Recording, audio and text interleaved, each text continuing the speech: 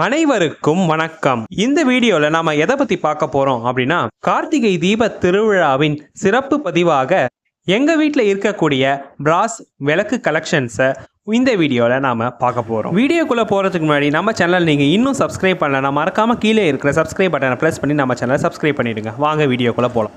முதல்ல நம்ம பார்க்க போகிற விளக்கு என்னன்னு பார்த்தோம்னா, ஆன்டிக் ஃபினிஷில் இருக்கக்கூடிய அன்னபக்ஷி விளக்கு தான். இந்த விளக்கு தான் இந்த வருடம் எங்கள் வீட்டு கார்த்திகை தீப விழாவின் புது வரவாக இருக்குது. குறிப்பாக சொல்லணும்னா, இந்த விளக்கை நாங்கள் நவராத்திரி போதே நாங்கள் பர்ச்சேஸ் பண்ணிட்டோம். இருந்தாலும் கார்த்திகை தீபத்தின் போது தான் முதல்ல இந்த விளக்கை நாங்கள் ஏற்ற போகிறோம். அடுத்து நம்ம பார்க்க போகிற விளக்கு என்னன்னு பார்த்தோம்னா, தாமரை விளக்கு.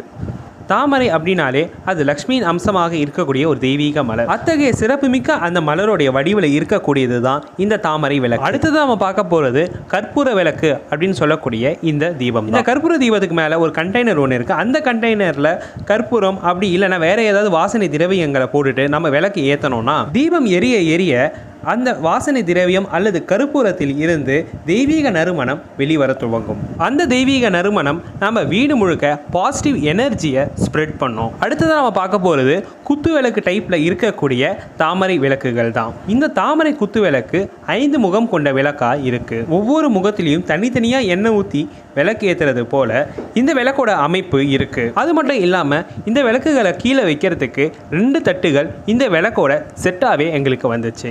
இந்த 2 விளக்கையும் ஏற்கனவே எங்கள் வீட்டில் நடந்த ஆஷாட நவராத்திரி விழாவிலேயே நீங்கள் பார்த்துருப்பீங்க. இப்போ நம்ம அடுத்த விளக்கு பார்க்கலாம். அடுத்த விளக்கு என்னன்னு பார்த்தோன்னா, அழகான ஒரு சூரிய பிரபை, அதன் நடுவே தோகை விரித்து நடனம் ஆடக்கூடிய மயில் என்று அழகான தோற்றம் கொண்ட இந்த மயில் விளக்கு தான். அது மட்டும் இல்லாமல் மயில் அப்படின்றது முருகப்பெருமானுடைய வாகனமாக இருக்கிறதுனால இந்த மயில் விளக்குடைய அழகுக்கு அது மேலும் சிறப்பு சேர்க்கிற விதமாக இருக்குது.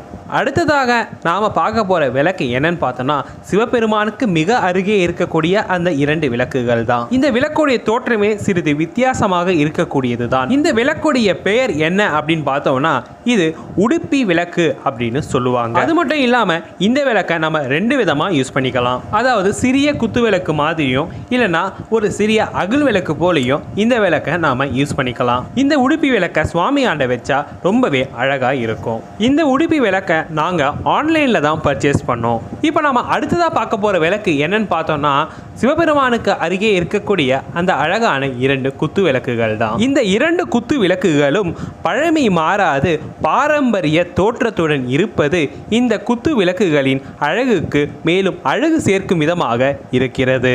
இப்போ விளக்குகளை எல்லாத்தையும் நம்ம பார்த்துட்டோம். அடுத்தது விளக்குகளுக்கு நடுவே நடுநாயகமாக இருக்கக்கூடிய கார்த்திகை தீப திருவிழாவின் நாயகன் நந்தியம் பெருமான் மீது அமர்ந்தவாறு பார்வதி தேவி சமேதராக நமக்கு காட்சி தரக்கூடிய சிவபெருமான் தான். இந்த சிவபெருமானுக்கு பிரதோஷ காலத்தில் நடைபெற்ற சிறப்பு அலங்காரம் மற்றும் தூப தீப ஆரத்தி வீடியோவை கீழே இருக்கக்கூடிய டிஸ்கிரிப்ஷன் பாக்ஸில் கொடுத்துருக்கேன். மறக்காம அதை கிளிக் பண்ணி பாருங்க. இது போல நிறைய சிறப்பான வீடியோக்கள் நம்ம சேனலில் வர இருக்கு. அதையெல்லாம் நீங்க பார்க்கணும்னா மறக்காம கீழே இருக்கிற சப்ஸ்கிரைப் பட்டனை பிரஸ் பண்ணி நம்ம சேனலை சப்ஸ்கிரைப் பண்ணுங்க. இந்த வீடியோ உங்களுக்கு பிடிச்சிருந்தா மறக்காம லைக் பண்ணுங்க. அடுத்த வீடியோவில் சந்திக்கலாம். நன்றி, வணக்கம்.